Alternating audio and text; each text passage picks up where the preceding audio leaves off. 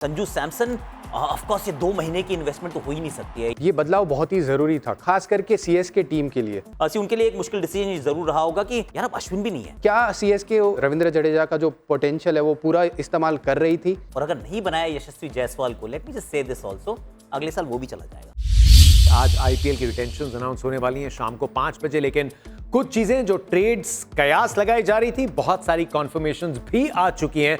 And the biggest of them all, पिछले 4 या 5 दिनों की सबसे बड़ी जो चर्चा थी, that is confirmed. Ravindra Jadeja Rajasthan Royals के ओरिजिनल रॉक स्टार एक बार फिर से राजस्थान के रजवाड़े बन चुके हैं और संजू सैमसन चेता is going to play for Chennai super kings. Sunrisers Hyderabad से लखनऊ पहुंच गए हैं Mohammed Shami and all cash deal. Shardul Thakur को एलएसजी से मुंबई इंडियंस ने अपने नाम कर लिया है। गुजरात टाइटंस से मुंबई इंडियंस ने शर्फिन रदरफोर्ड की पावर हिटिंग को अपना लिया है। केकेआर से अपनी पुरानी टीम एमआई में पहुंच गए लेग स्पिनर मयंक मार्कंडे और राजस्थान रॉयल्स से नीतीश राणा पहुंच गए हैं closer to home, Delhi capitals. But the biggest of them all, Sanju Samson देखेंगे चेन्नई की पीली जर्सी में एंड राजस्थान रॉयल्स के लिए the rock star is back. हम 2-3 दिन से बात करते आए हैं पूजी, और चेन्नई सुपर किंग्स की ऑफिशियल हैंडल से उनके टीम ओनर्स की ऑफिशियल स्टेटमेंट भी आ गई है दैट फैंस के लिए बहुत इमोशनल पल है और हमारे लिए भी अब तक का ये सबसे टफेस्ट डिसीजन था।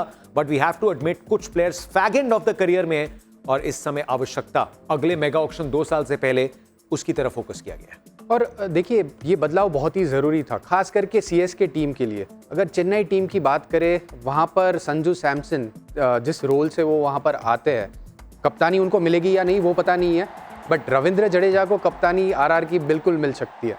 तो वहाँ पर रविंद्र जडेजा का जो रोल है वो अलग है, बट सीएसके के लिए ये बहुत ज़्यादा बेनिफिशियल है क्योंकि सैम करन और रविंद्र जडेजा दोनों प्लेयर गए, बट जो संजू सैमसन के रूप में उनको एक विकेट कीपर, बैट्समैन, कप्तानी भी अगर ज़रूरत पड़ी तो कर सकते हैं, वैसे प्लेयर मिले हैं।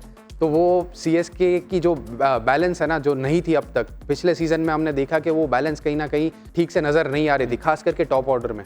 वो टॉप ऑर्डर का जो बैलेंस है वो संजू सैमसन लाएंगे। इसमें एक और बड़ा इंटरेस्टिंग कॉन्वर्सेशन है, वो ये कि संजू सैमसन की वैल्यू अभी भी 18 करोड़ रुपए है। ये बात बड़ी क्लियर थी कि एक स्वैप होता ना कि 18 पे थे जड्डू और 18 पे थे और एक में स्वैप में एवरीबडी इज हैप्पी और वॉक होम, ग्रेट। पर रविंद्र जडेजा की वैल्यू 14 करोड़ रुपए लगाई गई है, यानी कि साथ में एक और खिलाड़ी भी चाहिए। इस वजह से सैम करन भी गए हैं, तो ये स्ट्रेट स्वैप नहीं था। अगर आप चेन्नई के दृष्टिकोण से देखें तो एट दिस स्टेज जहां पर आप रीबिल्ड कर रहे हैं, उनके लिए एक मुश्किल डिसीजन जरूर रहा होगा कि यार अब अश्विन भी नहीं है।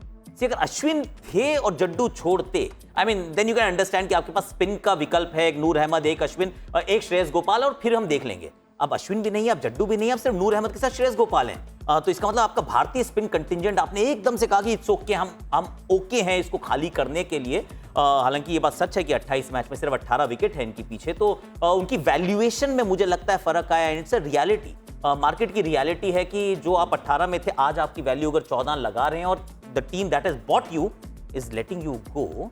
और चेन्नई के लिए इमोशनल पल रहा होगा, पर I think Rajasthan actually are better off. उनके पास जड्डू आ गए, उनके पास सैम करन आ गए, उनके पास 2 ऑलराउंडर आ गए जो इनके पास थे ही नहीं, इनके पास एक इंडियन स्पिनर आ गया जो इनके पास था ही नहीं। तो I think in this deal of course वो चेन्नई को जो है वो एक विकेट कीपर, बैटर, सीनियर कप्तान का विकल्प, वो बहुत अच्छी बात है। हो सकता है कि इसके चलते धोनी शायद पूरा सीजन भी ना खेलें, ये भी हो सकता है रियलिटी 2026 की। पर Rajasthan I think they are better off in this. Let's just talk about this. हाँ या ना, अगर आप जडेजा हैं, आप राजस्थान जा रहे हैं, द ऑप्शंस जैसा बाबा मेंशन कर रहे थे, रियान पराग, यशस्वी जायसवाल, वो आपके युवा निवेश हैं। बट एक और नाम वहां पर नहीं आया, वो ध्रुव जुरैल का, क्योंकि वो भी एक कप्तान के बहुत ही अच्छे मटेरियल है। इन माय पर्सनल ओपिनियन वो बहुत ही बड़े कंटेंडर है, because he has a very bright future ahead, और वो एक समझदार क्रिकेटर भी है। तो कप्तान के तौर पर उनके लिए अगर आप उनमें इन्वेस्ट करते तो आप 5-6 साल तक वो कप्तानी आराम से कर सकते हैं। तो इसीलिए वहाँ पर एक और ऑप्शन है वो जिसका नाम नहीं लिया गया, बट रविंद्र जडेजा अगर वहाँ पर गए तो शायद उनको ये उम्मीद होगी कि वो कप्तानी के तौर पर वहाँ पर उनको कप्तानी मिले, आगे बड़े रोल में देखे अपने आप को, क्योंकि सीएसके में देखिए उनका रोल डिफाइंड था। बट क्या सीएसके उनकी जो रविंद्र जडेजा का जो पोटेंशियल है वो पूरा इस्तेमाल कर रही थी? मेरे ख्याल से नहीं, क्योंकि हर मैच में 4 ओवर रविंद्र जडेजा नहीं डाल रहे थे। जब वो राजस्थान में जाएंगे, मुझे लग रहा है कि हर मैच में उनके 4 ओवर्स उनको मिलेंगे, क्योंकि वहाँ पर जो उनके स्पिनर्स है उन्होंने अच्छी गेंदबाजी नहीं करी है। इसीलिए Ravindra Jadeja being the Indian spinner he will बोल एंटायर 4 ओवर्स। मैं कह रहा हूँ 4 ओवर की बात छोड़िए, 4 कप्तानों के जो ऑप्शन आप सबने दे दिया ना, तो मेरे को सिर्फ give me your captaincy bat, I am putting you in the room Rajasthan. आपको पिक करना है इस सीजन के लिए या ये जो 2 सीजन है उसके लिए कैप्टन। मेरा ध्रुव जुरैल। ध्रुव जुरैल। आकाश चोपड़ा। यशस्वी जायसवाल, और अगर नहीं बनाया यशस्वी जायसवाल को, let me just say this also, अगले साल वो भी चला जाएगा। इनका फोन हैक करके वो जो ग्रुप है जिसके एडमिन है उसकी चैट्स को लीक करना पड़ेगा।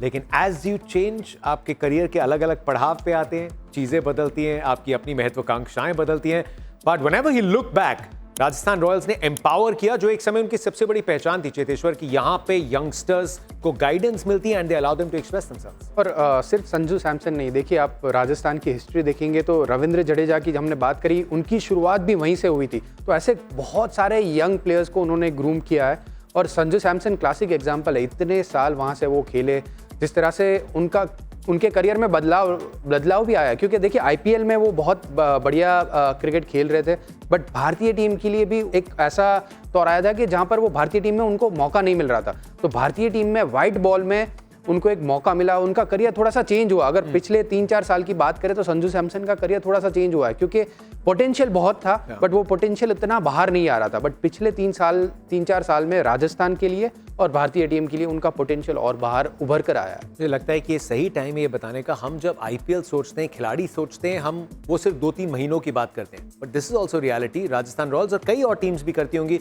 इनकी जो ट्रेनिंग फैसिलिटी है नागपुर के इर्द गिर्द, ध्रुव जुरैल जब उनका टेस्ट डेब्यू आ रहा था, भारत के लिए खेलने वाले थे, लेकिन वो गए उस फैसिलिटी में 5 दिन जो मिले अभ्यास करने के लिए।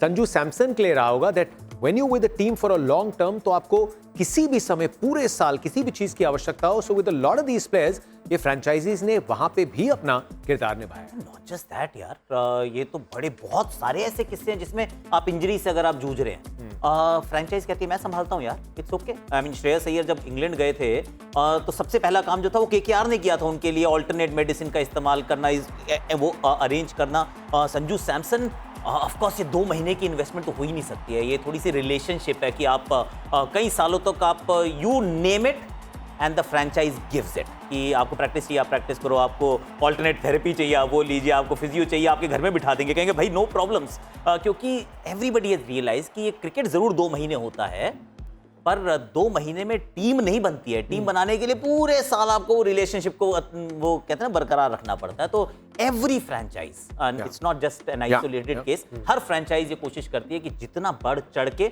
मैं आपके लिए कुछ करूं। इनफैक्ट ये एलएसजी के साथ भी था, उनके भी जो प्लेयर्स इंजर्ड थे उनको भी पूरा इलाज, मोहसिन को यहाँ पे मिला में मोहसिन से, उन्होंने कहा सारा काम जो है वो एलएसजी कर रही है, क्योंकि मैं तो कॉन्ट्रैक्टेड प्लेयर नहीं हूँ, पर एलएसजी ने मेरा पूरा ध्यान रखा है। तो I mean every franchise does. और सारी फ्रेंचाइजी अपने प्लेयर का पूरा साल ख्याल रखते हैं। देखिए आकाश भाई ने जैसे कहा कि आप 2 महीने के लिए मैचेस खेलते हैं, बट अगर आप आपके प्लेयर को फिट नहीं रखेंगे, अगर जो 2 महीने के लिए अवेलेबल नहीं रहेंगे और बाकी के महीने में वो क्या कर रहे हैं उसका ध्यान नहीं रखेंगे, तो वो जो 2 महीने महत्वपूर्ण है उसमें वो काम नहीं आएंगे। तो इसीलिए पूरा साल आपके प्लेयर्स का ख्याल रखना अभी सारी फ्रेंचाइजीज ने रियलाइज किया और उसके ऊपर काफ़ी मेहनत हो रही है आज। ये ऑलमोस्ट एक गुजरात टाइटंस का मॉडल है ना, कि अगर बाकियों को लग रहा है दैट मे भी खिलाड़ी अपने करियर के आखिरी पड़ाव में है, लेकिन अगर आप विश्वास जताएं, और भारत अरुण के साथ थोड़ा मिलाप हो गए हैं वापस।